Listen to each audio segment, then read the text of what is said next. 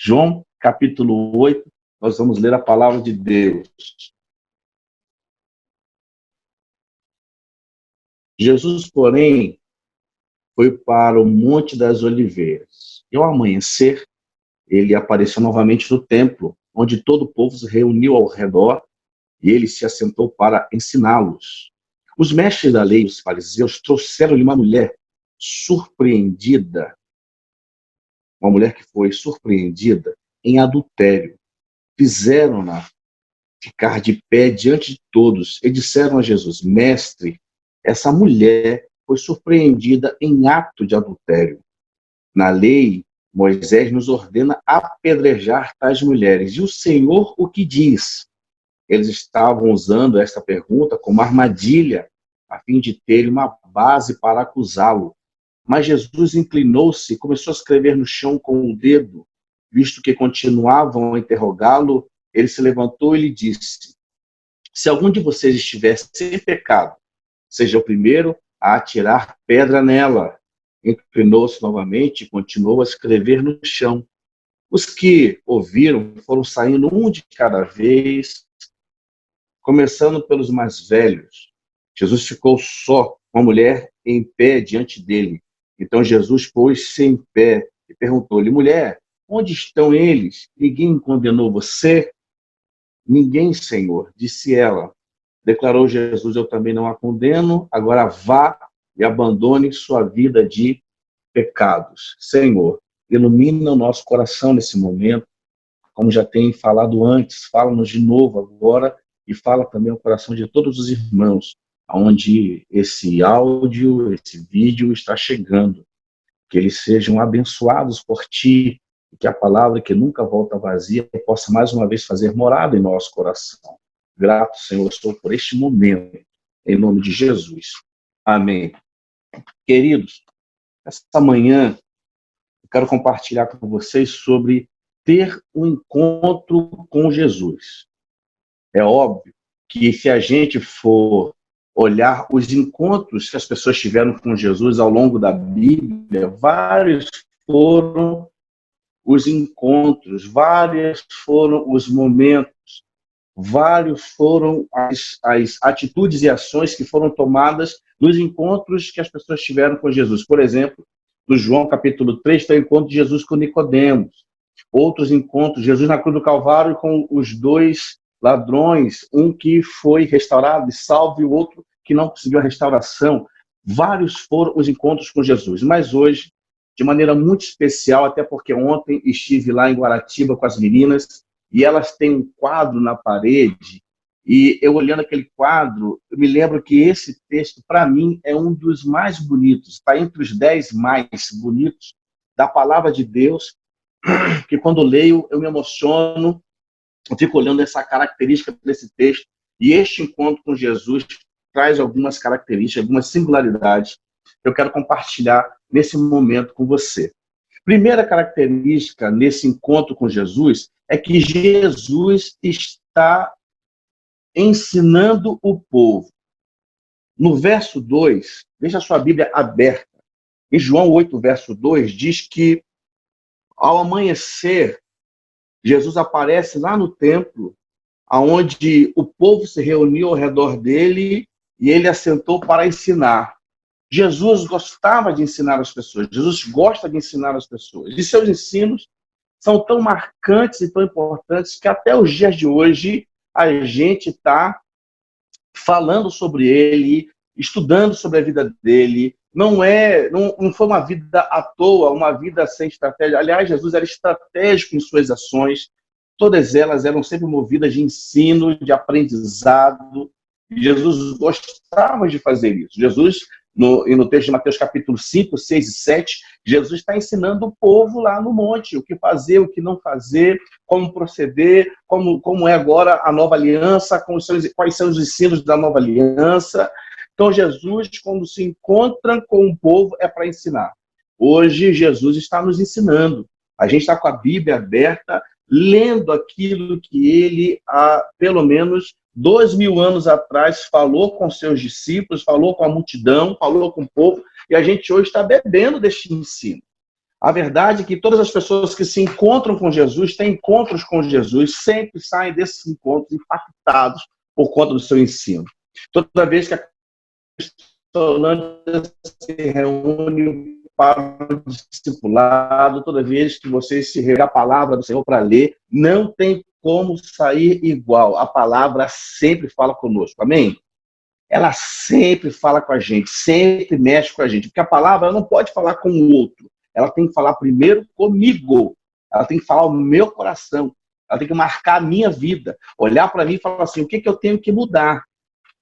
E às vezes o Senhor usa, inclusive, outras pessoas, homens e mulheres de Deus, para falar conosco e nos questionar, nos confrontar a mudanças. A palavra só tem efeito se ela transformar em nós uma mudança. Ela sempre tem poder. A palavra sempre tem poder. Mas o nosso coração tem que estar aberto ao ensino de Jesus. Ao ensino de Jesus. E ele, como sempre, nesse texto, mais uma vez, prova o desejo dele de ensinar-nos a fazer, como fazer. E Jesus estava ali, com a multidão sentada, ensinando.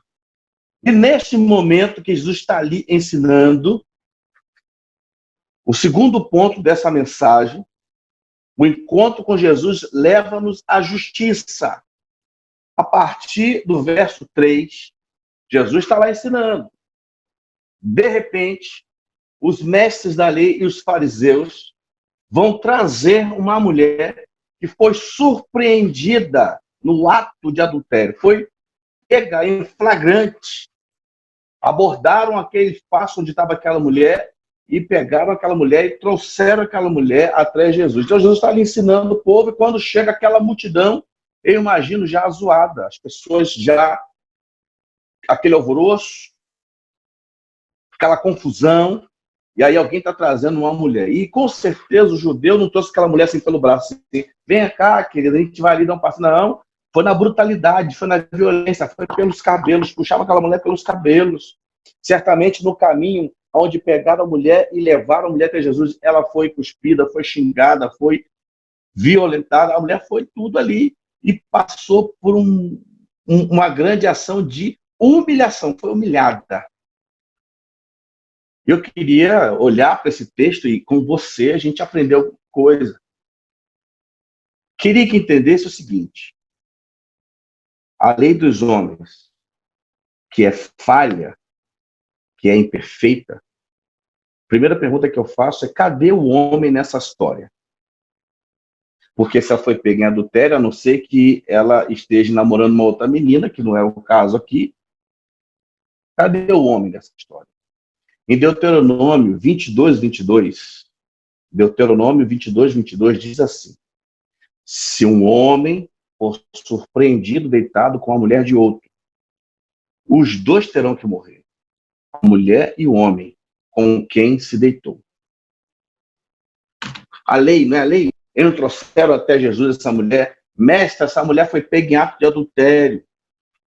Na lei manda que ela fosse apedrejada. Sim, verdade. A lei manda. Acabei de ler com você, Deuteronômio 22 diz isso. Mas não só ela, mas o homem também. Cadê esse homem? E aí está provando mais uma vez que a lei dos homens ela é imperfeita. Sempre. A gente tenta, às vezes, pensar numa justiça, numa lei onde ela é cheia de parcialidade, ela é falsa, ela é hipócrita, ela é desonesta, ela é política. Muitas das coisas que se fazem hoje em dia relacionado à justiça é viés político. A justiça verdadeira só em Jesus. Ela é altruísta, é sincera, ela é honesta. Ela olha o todo da questão. E aí vão trazer diante do mestre essa mulher querendo saber qual é a atitude dele. Mestre, qual é a sua atitude? Na nossa lei, ela tem que ser apedrejada. Mas na lei romana, ela tinha que ser julgada, liberada. Mas na lei de Moisés, ela tem que ser apedrejada. O que, de fato, eles estão querendo com essa ação? Por que estão levando essa mulher até Jesus? A gente tem que olhar para esse texto e perceber que algumas coisas aqui é viés político, inclusive, porque Jesus, naquela época, estava sendo o líder do povo judeu, estava levando o povo a um encontro real com Deus, a um reino diferente. Jesus é o rei dos reis. Pelo viés de tentar desmoralizá-lo, de levá-lo ao erro, eles levam essa mulher até Jesus com o desejo de colocar Jesus numa sinuca de bico, numa situação difícil. E aí eu percebo que hoje em dia ainda é assim. Muitas pessoas vão nos procurar para tentar nos derrubar. Muitas pessoas vão tentar nos procurar, até talvez com palavras bonitas, com abraços, tapinha nas costas, mas tentando nos destruir. E a gente tem que estar ligado no encontro com Jesus, porque a justiça de Jesus não está só nele, está nele e com quem o encontra. Quando a gente tem um encontro com Jesus, a gente tem sede de justiça. Mas a justiça honesta, verdadeira, sincera, aonde se eu errar, eu tenho que pedir perdão e consertar os meus erros e levar o meu irmão ao acerto também. A justiça nunca é só para condenar, aliás, ela não é condenatória, ela é para trazer vida. A justiça de Cristo traz vida. A justiça do homem traz morte. Qualquer um que erra, a gente tem desejo de condená-lo à morte, quer matá-lo, quer prendê-lo para sempre. E às vezes não traz vida, mas a justiça de Cristo traz vida. Então, levando até Jesus. E aí, Jesus está numa situação difícil, porque se Jesus autoriza o apedrejamento, Jesus ia ser condenado à morte pela lei romana, porque Jesus está incitando a morte de alguém, liderando a morte de alguém. O contrário, se Jesus fosse contra o apedrejamento, Jesus seria contra a própria religião, contra a lei de Moisés. E que situação difícil, né? Só Jesus para ter a resposta. Aliás, Jesus é o Senhor das respostas. Vocês já repararam isso, meninos? E quando a gente está lendo a Bíblia assim, a gente já sabe o final da história, por isso que a gente fica menos assim surpreso, mas a verdade é que pensa numa situação difícil, e aí Jesus, com aquela habilidade que tem de dar a resposta correta. Ele é o justo juiz. Ele é a pessoa que nós vamos dar conta. Em Hebreus, capítulo 4, verso 13, diz que nada está encoberto diante dos olhos do Senhor, e todas as coisas estão descobertas e expostas diante daquele do qual nós havemos de dar conta, prestar conta. Todos, todo ser humano, homens, mulheres, todo mundo vai prestar conta diante de Deus naquele grande dia. Olhará para a nossa vida e verá se na nossa vida houve o desejo de ter encontro com Jesus, porque a única forma de ser curado, sarado e salvo é através do encontro com Jesus. Eu pergunto para vocês, se fosse a gente aí com aquela multidão, nós que somos metidos a certos, metidos a correto, nós que somos os melhores, porque todo mundo erra menos a gente, com certeza, eu digo por mim mesmo, eu teria já pego a minha pedra pelo chão, catado a minha pedra pelo chão, que me dá uma pedra aqui, que eu vou dar uma pedrada na cabeça dessa mulher. É assim que nós somos. O nosso desejo de ter vingança não é justiça. É de ser parcial, isso não é justiça. A gente ouve primeiro a falar de alguém e já taca a pedra logo. Não tem direito ao conserto e não tem direito à fala. Nosso desejo é de sangue, mas o dever de Jesus é trazer vida. A justiça de Jesus é assim tem que ser a nossa justiça. A gente lida, e aí eu estou falando com a minha equipe que está ouvindo aqui agora, a gente lida com pessoas à margem da sociedade, todos os dias. E aí pessoas que desejam entrar no processo da Cristolândia. Coisa linda, gente. Eu estou aqui vendo aqui alguns postinhos, na tela principal está a Cristolândia Alcântara. Dá um sorriso aí, turma, o povo poder dar, até quem não tem dente, pode dar um riso. Isso, ó, gente, que vocês são abençoados, vocês são privilegiados. As portas se abriram para os irmãos para que vocês tenham vida. Aleluia. Gente, isso me emociona, eu fico emocionado com isso. E muitos desses meninos, se não houvesse essa oportunidade, alguns estariam caminhando à beira da morte. Se não fosse a justiça de Jesus, os irmãos iriam morrer assim como eu. E agora eu estou vendo aqui as meninas, eu estou aqui passando aqui, estou vendo aqui as meninas lá de Guaratiba. Se não fosse, Neusimar, a justiça de Jesus, nossas meninas iriam para a morte. Nós mesmos iríamos para a morte. Se não fosse, Miriam, estou vendo as minhas crianças, o que seria do futuro dessas minhas crianças? Meu querido pastor amigo, o que seria dessas nossas crianças aí no sonho de mãe, meu amado, se não fosse o amor de Jesus? A justiça de Jesus com as mães, que agora estão sendo abençoadas, as mães e os filhos da mãe. Bênção, bênção, bênção. São crianças incríveis. O Isaac mesmo, certa vez conversando com ele, ele soltou assim, eu quero ser pastor. Eu nunca mais me esqueci do Isaac querendo ser pastor. Se não fosse esse encontro com Jesus, como que seria? Eu fico emocionado, gente, fico emocionado quando eu vejo a Cristiane do Everton. Se não fosse a justiça de Jesus, Cristiane, que é uma justiça que traz vida, hoje ela é casada com o Everton, querido e amado, que está no seminário para ser pastor, bênção de Deus. Os dois viviam nas ruas, mas hoje vivem para adorar Jesus. Nazaré, isso me emociona. Lídia, Sérgio, isso me emociona. Me emociona, irmãos. Eu fico assim, emocionado, porque se não fosse a justiça de Jesus, eu mesmo, Vladimir, eu iria para a morte. Eu seria morto. Mas a justiça de Jesus veio para me dar vida, Judite. Veio para me dar vida, irmã Laís, e vida em abundância.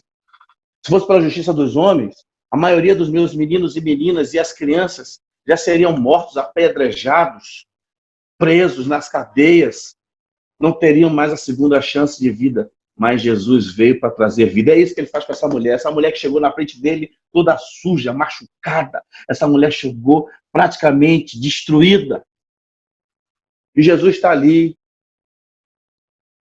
E eles levam até Jesus com a hipótese de derrubar Jesus, mas se esqueceram que Jesus é o Rei dos Reis, o juiz do juiz. E a justiça dele é diferente da nossa. E aí eu levo ao terceiro ponto dessa mensagem. O encontro de Jesus produz ensino. O encontro com Jesus produz justiça, justiça real, verdadeira, sincera, honesta. E o terceiro e último lugar, o encontro com Jesus nos leva à salvação. Quero ler com vocês a partir do verso 7. Eles continuavam, eles fazem a pergunta para Jesus, o que Jesus faz? Hoje vai para o chão, se vai se escrever no chão ali. Vai escrevendo no chão. E eles continuam interrogando. E ele se levantou e disse, só que Jesus fala para a turma, se algum de vocês não tem pecado, que seja o primeiro a tirar a pedra. Olha que coisa. Na verdade, Jesus não camufla o pecado da menina, não. Jesus, ele não tem partidarismo, então, ele não tem essa questão comigo, pecador, tudo bem. Não, na verdade, Jesus é vida limpa, vida correta. Mas naquele momento ele leva ao pensamento. Quem não tem pecado, atire a pedra, pode atirar. A lei é essa, a lei manda apedrejar, podem apedrejar. Jesus não tem conluio com o pecado, não. Então Jesus não vai defender a mulher só por defender, não. Jesus traz a justiça. E essa justiça, cheia de misericórdia, de amor, de graça, traz a salvação. Porque ele fala assim, aquele que não tem pecado seja o primeiro a tirar a pedra. Olha que interessante. Ele se inclina e vai escrever no chão de novo. Aí o verso 9, olha o verso 9. Os que ouviram, foram saindo um de cada vez. Vladimir, foi do mais velho, do mais idoso ao mais novo. Todo mundo foi saindo um por um. E Jesus está ali na dele. Deu o recado, ficou na dele. Daqui a pouco Jesus se coloca de pé de novo e diante da mulher pergunta, e aí, mulher, aonde estão os seus acusadores? Ninguém condenou você, não é? Estou vendo que ninguém atirou a pedra em você, não? E ela responde, não, senhor. Todo mundo foi embora. Ninguém atirou a pedra em mim, não. Jesus, o único que podia tirar a pedra ali era Jesus, Diego. O único que podia tirar a pedra ali era Jesus. O único, porque o único correto, o único justo ali era Jesus. O único, o único. O único que podia pegar uma pedra ali, tacar na cabeça dela, o único, ele fala assim, eu também não condeno você.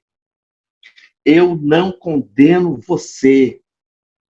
Quando Jesus está no negócio, nós vamos nos lembrar de Romanos capítulo 8, verso 1, que diz assim, nenhuma condenação há para aqueles que estão em Cristo Jesus. Aleluia!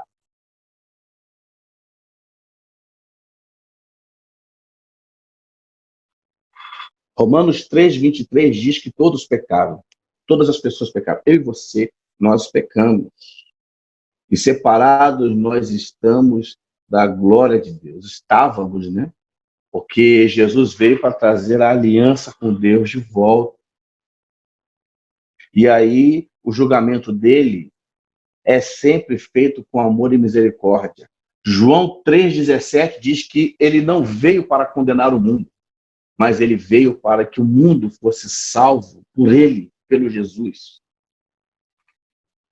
E aí, João capítulo 8, o verso 11, aqui o verso 11, ela diz assim, ninguém, Senhor, eu também não vou tacar pedra em você, não. Mas ele dá um recado. E aí, meninos, meninas, crianças, irmãos e irmãs, guarde isso no seu coração. Jesus diz assim, eu também não condeno você, mas vá e abandone a sua vida de pecado. Aleluia. A salvação está chegando na sua casa hoje. Amém. Salvação no seu coração hoje. Amém. Eu quero orar com vocês. Cadê? O Gabriel, você que está na Cristolândia aí agora e em casa, feche seus olhos, que eu vou fazer uma oração agora, que Jesus falou no meu coração aqui agora. Você, meu filho na fé, minha filha na fé, que no seu coração ainda você tem alguma dor, alguma coisa do passado que mexe com você, que mexe com o seu coração. E deseja receber o alívio total de Jesus nessa manhã, gostaria que onde você estivesse, você ficasse de joelho agora. Eu quero orar por você, onde você estiver. Se você está sentindo seu coração apertado, você fique de joelho. Eu quero orar por sua vida. Seu coração está mexido. Algumas coisas ainda vêm na sua mente tentando condenar, porque a gente mesmo nos condena, a gente mesmo traz a culpa para a gente mesmo é levado à culpa, mexe conosco, mexe com a nossa vida, mexe com o nosso coração, a gente mesmo. A gente se lembra daquele problema, a gente se lembra daquilo que a gente fez, da pessoa que a gente roubou, da pessoa que a gente fez algo mal, da nossa própria família que a gente prejudicou, isso fica nos condenando, fica nos condenando. Eu quero que você fique de joelho aí, que eu vou orar por sua vida, onde você estiver. E você, meu irmão, que não ficou de joelho, mas tem alguém do seu lado que está de joelho, você coloque as suas mãos abençoadoras sobre ele. Meus radicais queridos também, abençoa a vida dos meus meninos que estão de joelho aí, coloque as mãos sobre eles para abençoar, para orar por eles, em nome de Jesus, em nome de Jesus. Meus coordenadores queridos que estão nas unidades, nós vamos orar, orar, orar por essas vidas tão preciosas. De repente você na sua casa está de joelho, vamos orar, pedir a Deus para que vidas sejam salvas nessa manhã. Senhor, oramos por esse momento porque tem vidas sendo convertidas agora, em nome de Cristo. Vidas que estão te encontrando hoje, agora. E, ó Deus, vidas que estavam com o coração cheio de culpa, cheio de amargura, cheio de tristeza, condenada à morte pelo mundo, mas agora salva por Cristo Jesus. Meu Pai, em nome de Cristo, que toda culpa caia por terra, que todo rancor caia por terra, que toda dor caia por terra, e que a única coisa que esteja de pé seja um coração puro diante do Senhor, um coração aliviado, um coração sem culpa, um coração com a certeza que o Senhor já nos transformou. Ó Deus, que aquilo que está escrito no Salmo 51:10 se concretize em nossas vidas. Cria em nós, Senhor, um coração puro e renova em nós, traz a nós um espírito inabalável, um espírito firmado no Senhor. Então, a todos os meus meninos e meninas e as crianças que estão de joelho, nesse momento, ó Deus, eu peço, portas dos céus abertas sobre elas, em nome de Jesus. Aos meus irmãos e minhas irmãs que estão em casa e também estão de joelhos, ó Deus, eu imploro céus abertos sobre eles, ó Deus, para que haja cura e transformação nesse dia. Transforma os lares nesta manhã, Senhor. Eu imploro por transformação de vida.